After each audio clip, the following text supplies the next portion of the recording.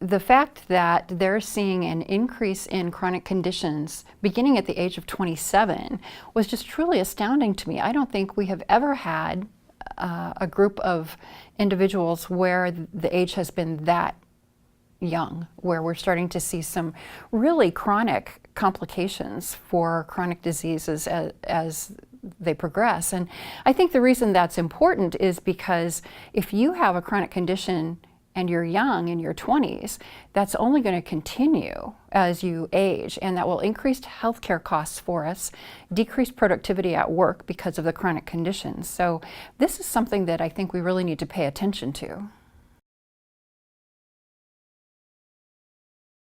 I can postulate that perhaps the millennials, those born between 81 and 96, are maybe very technology inclined. And so as they are on their computers and phones and those types of things, the social interaction and physical interaction could be less. And so as we sit more, we tend to have more problems with obesity, and those lead to chronic health problems like hypertension, type 2 diabetes, and cardiovascular diseases, which are the types of chronic conditions that we're seeing show up very early in this millennial population. In the study, they did say that over 80% of the Generation Xers had identified a primary care physician, whereas millennials only had a primary care physician identified 68% of the time. And we do know that seeing a doctor on a fairly regular basis will help because you can pick up things early, like maybe that blood pressure that's sneaking up, or seeing tendencies toward diabetes, or you can screen for certain conditions.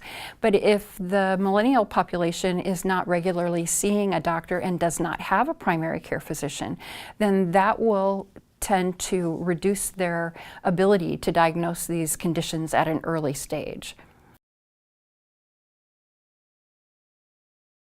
We need to reach out to them in other ways. I think we have to figure out, is it going to be a virtual visit? Is it something where it could be delivered in the home, medical care delivered in the home, something where that will just appeal more to the millennial population than we have today, over the traditional setting where you go make an appointment, go in and wait to see the doctor, because I really have a feeling that millennials don't want to be sitting in a waiting room.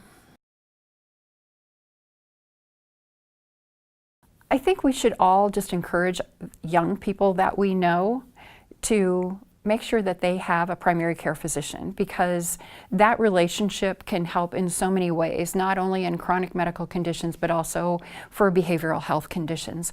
And encourage them, if they see that they are depressed or that they are concerned about their substance use or alcohol use, encourage them to seek medical attention before things become so involved or they become really addicted to that substance.